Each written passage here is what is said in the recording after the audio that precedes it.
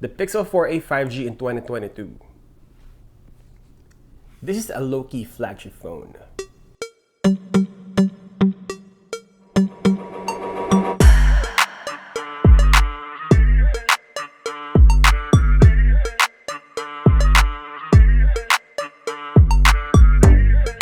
Hi everyone, this is JD, your gadget review friend. Welcome back to GadgetRevNow.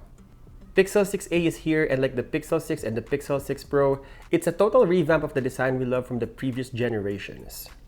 The Pixel 4 and Pixel 5 has this iPhone-like square camera module that we loved and admired in the past. Obviously, there might be a lot of people selling this phone as they move up to the next Pixel 6a, so today let's talk about Pixel 4a 5G. So today let's talk about my experience using this phone, my reasons to own it, and my recommendations. Let's go to work.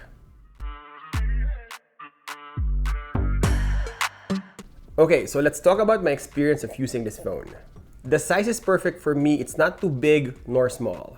Anyone with small or big hands will definitely be accustomed in using this phone. It is easy to hold and navigate.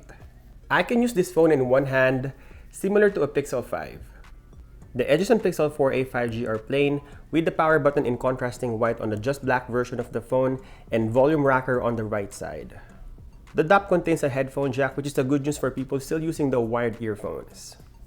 It has a 6.2-inch OLED screen, which I find very sharp even at 1080p.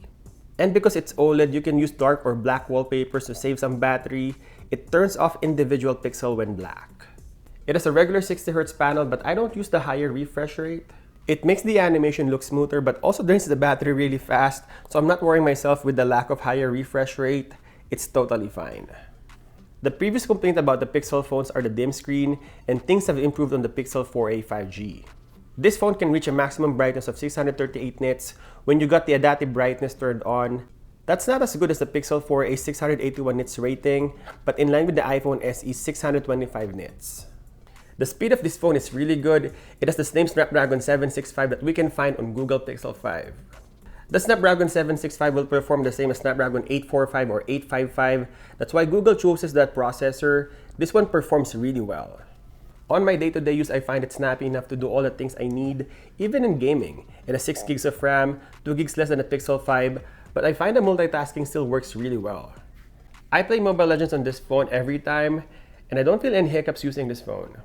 Since this is a Google phone, Android 12 is also optimized on this phone. Ultimately, this probably won't affect users who turn on their phones to run basic apps like social media, email, and web browsing. And speaking of updates, this phone will receive updates until November of 2023. Pixel 3a to 5 will get Android version and security updates for at least 3 years. It's a little bit of a letdown for me honestly, since the newer Pixel 6 and Pixel 6 Pro will get 5 years. Although with a slower 765 processor, I think this phone is capable of receiving Android 15. But yeah, if you're interested in getting the next Android upgrade, this phone will still receive it until Android 13, I think. Let's talk about the battery life. The battery life of this phone is decent to great.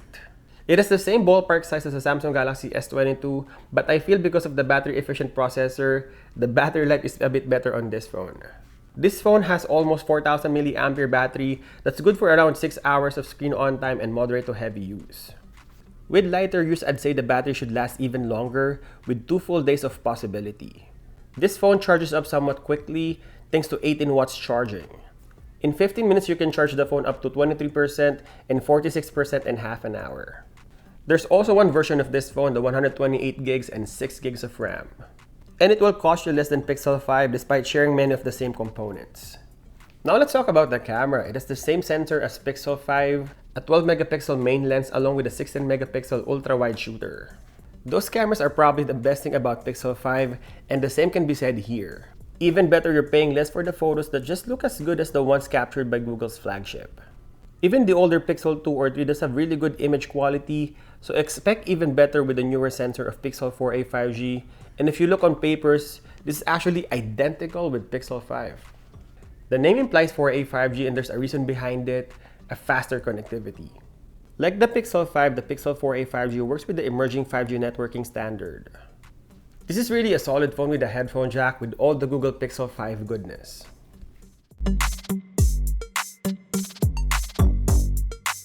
Now let's talk about the reasons to own this phone. First, I can guarantee this is one of the best Pixel phones you can buy today. Here in Canada, a used Pixel 4a 5G will cost me around $250, which is half of the used Pixel 5. It's basically the same phone minus the 2 gigs of RAM. So getting more out of your hard-earned money, I'll go with the Pixel 4a 5G.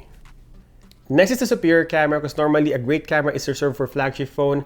That's why I mentioned this phone is a low-key flagship phone. This phone will perform similar to a flagship camera phone because of Google's computational photography. If Pixel 3 and 4 can go toe-to-toe with iPhone 13 Pro Max, how much more is a newer Pixel 4a 5G with dual camera? Next is the upcoming updates. This phone will still update until next year, so we will be fine. It will get under 13 for sure, and after a year if you decide to part ways with your phone, this will cost next to nothing. Next is the headphone jack, and although this is not a deal breaker right now because we have a lot of wireless earbuds, but this is still a good option.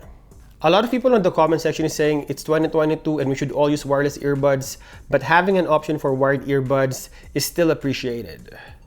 And lastly, the bright OLED screen. As I mentioned, Google is known to give Pixel phone a subpar screen, and this is one of the few Pixel phones that get that much needed upgrade in the screen category. And for around $250, a bright OLED screen is a good buy. So yeah, there might still be more reasons that you can think of, so leave that in the comment section below.